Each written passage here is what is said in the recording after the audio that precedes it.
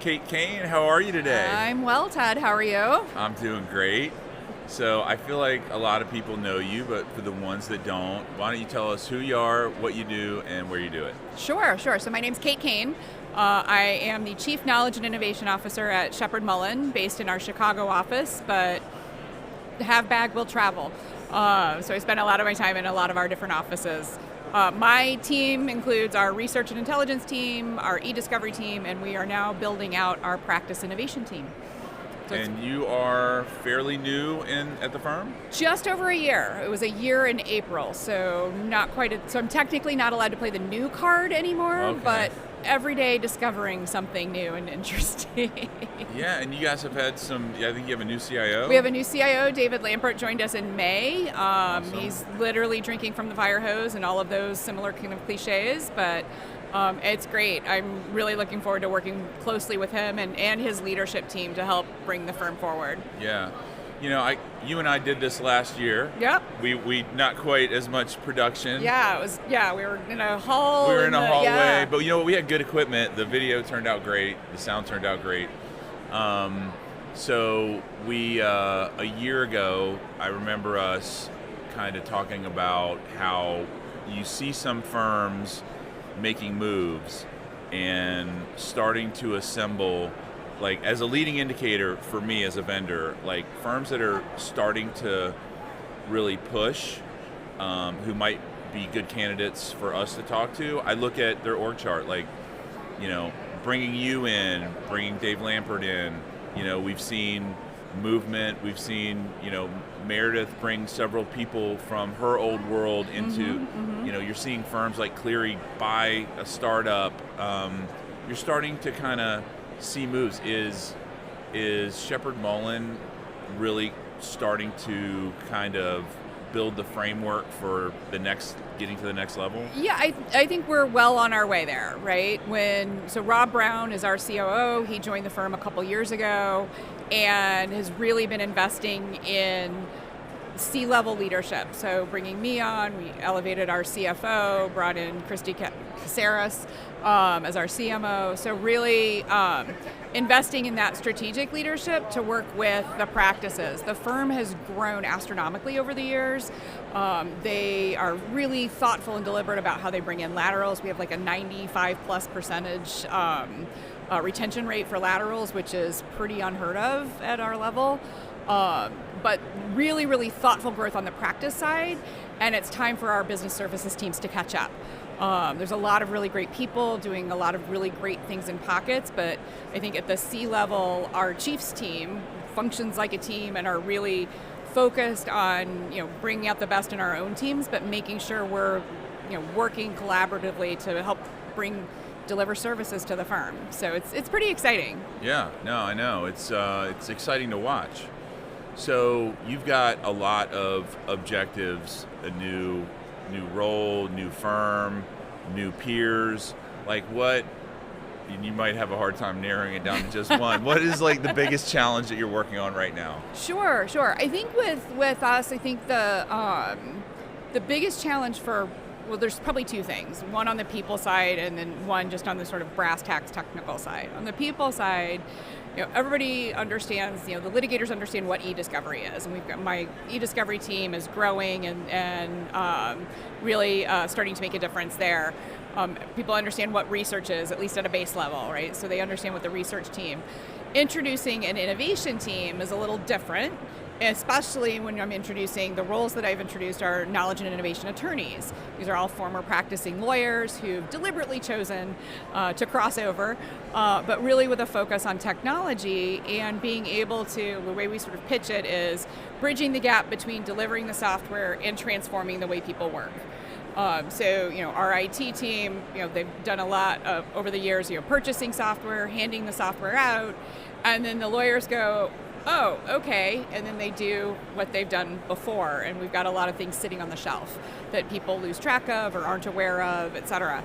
And so we're really positioning our K&I attorneys with key practices to be the voice of the lawyer when we're looking at technology, to be the voice of the practice when we're figuring out how to configure it, how to deploy it, how to talk about it, but also being the voice of the technology, listening in on, attending practice group meetings, attending associate meetings. And I mean, the best way to find out like where the pain points are is not to go to the practice meeting or the group meeting, but it's to dial into the associate meeting 15 minutes before, to just listen to what they're all kind of kvetching about.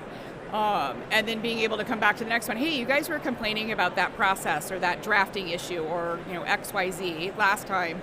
Did you know we've got this tool and it does this? And let me show you how it can address such and such. It's that last mile between delivering the software and transforming what they do, but in a way that you're like meeting the lawyers where they are, which I think is a pretty key, that's something I've learned the hard way over the years, being able to drive adoption, drive engagement, and really ultimately deliver value to the clients, which is the entire point of the exercise. Are all of your KM&I attorneys aligned to a practice, or do you have generalists as well? We have two. I have one that's aligned to our litigation practices, so they all have kind of a portfolio. Everybody's got a major and a minor. So Marion focuses on our litigation groups, and then is kind of our lead for document automation and related solutions there. Debbie Ting, who just joined us, is focused on our corporate practice right now, but ultimately her portfolio will extend to our transactional practices, and she's getting ready to run a couple of pretty big AI-driven pilots, which we're really excited about. Alex Profet is aligned with our healthcare industry team, but she's my lead for our foundation implementation, which is right inches away from that big launch. And then we've got Victor Chavez, who's actually been with the firm for quite a while. He has a research background and a technology background, and he's been the firm's lead AI guy for quite a while. And so he's been our point person for several different AI initiatives, and really excited for him. He's about to become a dad, so he'll be going out on leave for a little bit, but when he comes back, we'll get him lined up with a couple of our practices as well. Well, you brought AI up, I didn't. I just want to go on the record and say that. Fair point. But since you did, let's talk about it. Sure. So how are you seeing emerging AI tech in the practice, without naming tools, but categories, and where you're seeing, reality differentiate itself from actually making a difference? Like, how are you seeing things? Yeah, it is interesting how much has changed and yet how much hasn't changed since, early 23, right? I think that we're going to see a convergence of tools right now. Well, ultimately, I think long run, AI is just another feature of just about everything. Right. It it's not a thing, it's not an it in the singular, it's a feature of a lot of different things, leveraged in different ways. We're seeing it across all of the research platforms, big, small, and otherwise. It's a different way to deal with language, it's a different way to present results, it's a different way to shorten that hunting and gathering exercise so that the lawyers have more time to do the analysis and the strategy piece. We're really pushing hard on changing the narrative around it. It's not about reducing hours, and I mean, that's part of it, but really putting an emphasis on the value, shifting the work to the higher value, higher impact work that we want to deliver to our clients. I think on the tech side, we're looking at point solutions to deal with very specific use cases, specific pain points. I think those will eventually converge. I think the way we've been talking about it with our lawyers is like, look, we're going to date for a couple of years. And if the product continues to evolve and continues to meet our needs, then we date for a couple more years. But like, things change too fast. Like, I think gone are the days of the lifetime commitments. And so when we look at things, one of the things I'm looking at is how portable is it? Probably not what you want to hear on your side of the table, but how portable is it so that if it comes to a point where, and I've worked with products that just die on the vine, and it's not great for anybody. So being able to have the flexibility to figure out what's next is, I think, an important part of the equation. I think right now, I think 2 years from now, 3 years from now, we're going to see things kind of converge to a certain extent. So it'll be interesting to see which directions which products go. Yeah, and as far as our category, so for those that don't know, InfoDash is an intranet, extranet platform, and the use cases around that are very, very mature. right? Like you don't do, like we have minimum 3-year deals. You wouldn't do a 1-year deal on an intranet. It's going to be a year. You can't get it stood up in that time. Exactly. It takes time. And we deploy in the client's environment, so there's a lot of plumbing and wiring we have to do. Mm-hmm. And that's going to be true on the extranet side as well, which we're taking a little bit of a different angle. You know, the historical incumbent in that space is very ring-fenced and isolated. It's hard to get data in and out. We took a different approach where we deploy in the tenant. You can have real-time integrations, opens up all new sorts of doors. But what we're struggling with is, which doors do we actually walk through? Like, so when we deploy our product, we have something called Integration Hub, taps into all the back office systems, and then Azure AI Search and Azure OpenAI can now talk to your DMS, any SQL data where you may have regulatory updates. There's all these Lego blocks and capabilities that Microsoft has. So as a vendor, we got to decide, okay, are we going to get sucked down delivering services instead of being a product company? So that is the challenge for us, is like, we want to enable law firms to build upon their data and their capabilities, but we don't want to turn into a consulting company again. We did that. Right. It's no fun. It's a different kind of fun. Well, I used to have hair when I started it, and now I don't. I can't lose any more though, but yeah, so that's the challenge on the vendor side. It's like, in your world, I totally see it. How are you managing like fatigue around POCs, around even just AI in general? How are you managing that? You know, it's been interesting because I've had, we've been working really closely with a group of our corporate partners who've been terrific, and they take the call, they watch the demo, the sales guy says, hey, we'll give you a free pilot. And they're like, great. It's like, oh my goodness. And so really trying to convey that sense of urgency, keep things moving, but also do it in a way where there's a hope of success. Yeah. And especially when you're talking about, if you're talking about a widget where you push the button, it produces the result you want or it doesn't, it's an easy decision. But when you're talking about tools that are more data platforms, or when you're talking about tools that are more workflow, transaction management or case management, you gotta kick those around in real life for a while to really understand it. And so I think the way we're now approaching these is, rather than a pilot, like being really clear about what we want to accomplish. So if we're in a head-to-head competition between two platforms, the first thing is we need a buy decision. So how do we get enough people doing enough things so we can make a confident buy decision? It's not going to be perfect, but how do we get to that buy decision? And then, so that's more of that proof of concept, sort of initial sort of beauty contest. And then the pilot is more about testing. How do we talk about it? How do we engage? Pilot's a first wave of a rollout.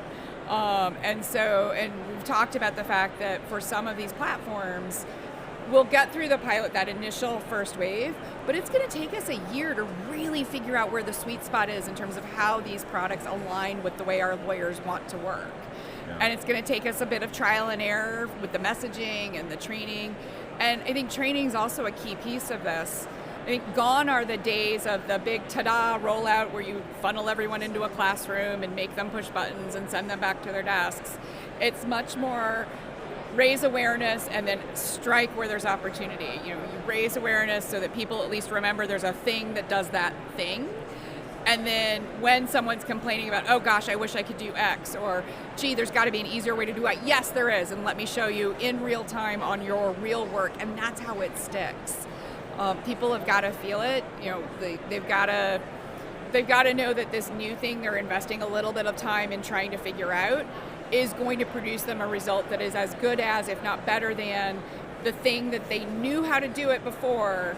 It may take longer. It may be a complete pain in the tuchus, but they know what result they're going to get. And lawyers need that certainty. They can't risk producing less than great results for their clients, and that's the mindset I think our teams have to keep in mind. And how do you manage? So what I heard you say there is there's a ton of change management involved in success. There's also capacity management. Mm-hmm. How do you think about capacity management with respect to an audience that has such a high opportunity cost on their time?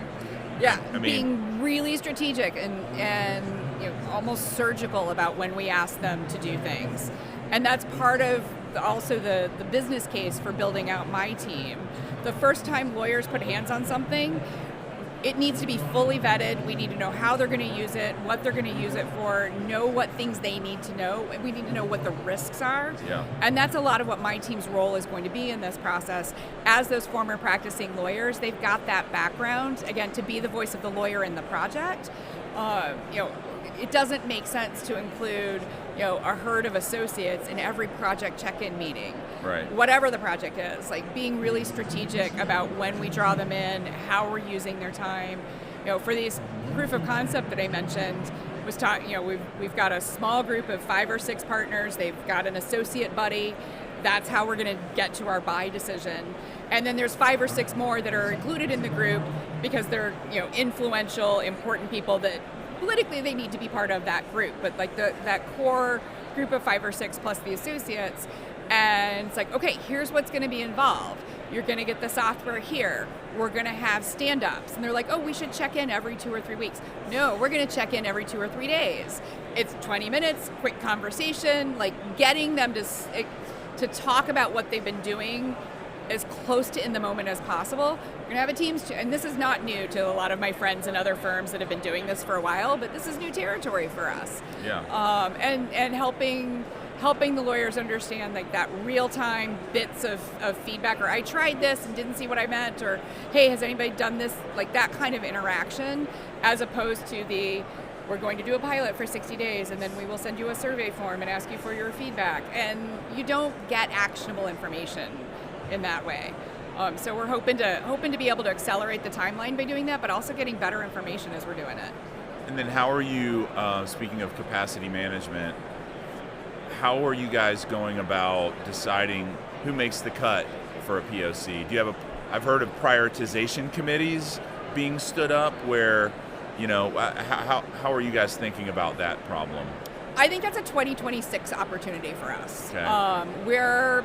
Where we are right now is there are some specific pain points that we're wanting to tackle first, and almost, from my perspective, almost treating it as a proof of concept just for the whole concept of my team, so that they can see how it can work, and how it can look if we structure it and go about it in a way that is different from what they've done in the past.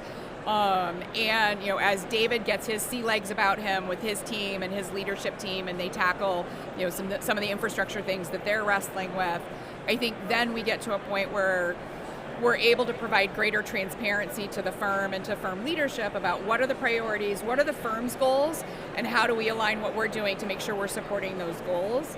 We're in the process of building out the next 5-year strategic plan for the firm, and being able to say, all right, if these are the areas that we want to focus on as a firm for growth and the goals and the targets that leadership has set, here's how we plug in those different, how we define the strategy for innovation, how we define the strategy for technology, for talent management, and so on, that support those firm level goals. And David and I have been talking to our teams and just about anybody that'll listen, about being able to say, great, here are the things we're working on right now. What an interesting idea. Let's put that on the list. If a new idea comes in that is better than or more important than the things we've got, then it's an open conversation about making a change rather than an accidental detour and everyone's surprised about how we got there. So being intentional about it, I think, is the key with all of that. How much time have you had to spend on the exhibit floor so far this year? All in, maybe 20 minutes. Okay, so have you seen Just starting. Have you seen anything interesting that's really caught your attention, like category or? I think one thing, data is like my heart of hearts, right? Yeah. And I think that data, the one thing that most organizations missed is context. Yeah. And so watching how different platforms, different tools, from document management to research and everything in between, are looking at this mountains of unstructured data, our documents that law firms have tons and tons of, and saying, oh, we can extract all of these things, and boom, you've got your X and your Y and your Z. But I've seen some platforms provide the context really well. Some assume that what they're looking at is good, and therefore you can draw inferences from it. It's like, sometimes document management systems are more like a needle in a haystack of needles, and it's hard. You can't make some of the inferences that you want to make just out of the gates. And so I think what I'm looking for are platforms, our vendors, our business partners that understand that nuance and the importance of that context and how to achieve that balance. So, all right, we're almost out of time, but I gotta back up a little bit. You said 5-year plan. Mm-hmm. That blows my mind because the world is changing so fast. How on earth are you projecting out where you want to be, where the world will be? Like, I'm thinking about a 5-month plan. Like, how do you extrapolate that far out into the future? It's challenging, but I think the key to it is it's a strategic plan. It's not a task list. It's not a to-do list. It's not a turn the button to the left or make this button green or roll out this software. It's strategically, where do we want to be as an organization? Where are the organization's strengths? What practices do we want to invest in? What industries do we want to over-invest in? How do we want to position the firm in the marketplace? And let those strategic big picture goals then influence and drive what we're doing.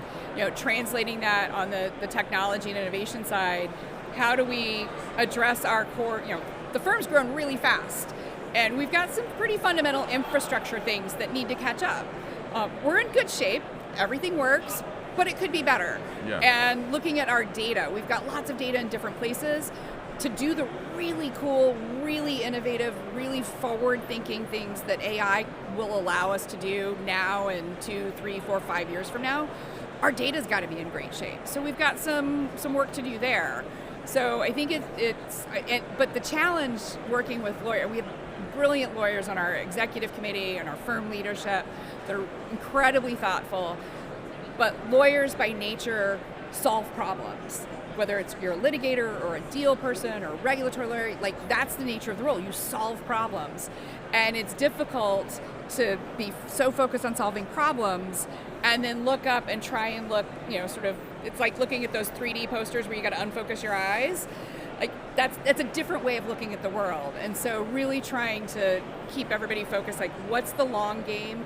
How do we provide direction and really wide guardrails that allow for the flexibility to adjust as the world changes? Because when our current plan was written in 2020, nobody saw what happened in 2023, right? How could you? So it was like, oh, all right. So how do we make sure that those strategic goals are at a level where we can then build on that? And that provides us as a Chiefs team, it provides each of our teams with guidance on where the firm wants to go. Yeah. I mean, even the people in the AI labs couldn't have predicted and didn't predict the speed at which all this tech is unfolding. It's absolutely breathtaking. And I know you like me, are an enthusiast and like to play around with these new tools when they come out. And with every new release, I'll say ChatGPT 5. I'll give it a meh, but on overall, a scale of 1 to wow, just a meh. Yeah, it's just a meh. It's a router model, and I don't like not having the ability to select O3 and do reasoning. You can do at the bottom of your prompt, think deeply and kind of hack it a little bit, but aside from that, with every new release, it's just been mind-blowing. So. Yeah, I mean, I remember in '99 when I joined a firm that will remain nameless, they had just issued direct dial phone numbers to all the lawyers. Oh, wow. For the first time. And there were partners freaking out that was going to be the end of the legal profession as we knew it. Like, that was it. Lawyers answering their phones would be a disaster. All of the things, a lot of pearl clutching and such. And now you say that, and I say that to people who are earlier in their careers, and then like, wait, what? People didn't have 4 phones? I don't understand. The world changes. It's changing a little faster, but not, right? I mean, the technology's shifting a little bit. It's like all of a sudden we unlocked the ability to deal with unstructured data the way we've been dealing with structured data for years. Exactly. So it just opened another door in the hallway. Yep. And so now we got to figure out, all right, how do we fold this stuff in a way that's responsible and reasonable and thoughtful, and don't lose our minds while we're doing it. Well, I really appreciate you taking time out of your day, and you are the best color-coordinated guest. I try. I think on the whole exhibit White floor. jeans was a risk today, but yeah. Definitely in this booth all day. You nailed it, so good job. All right, thanks, Ted. Always a pleasure. Yep.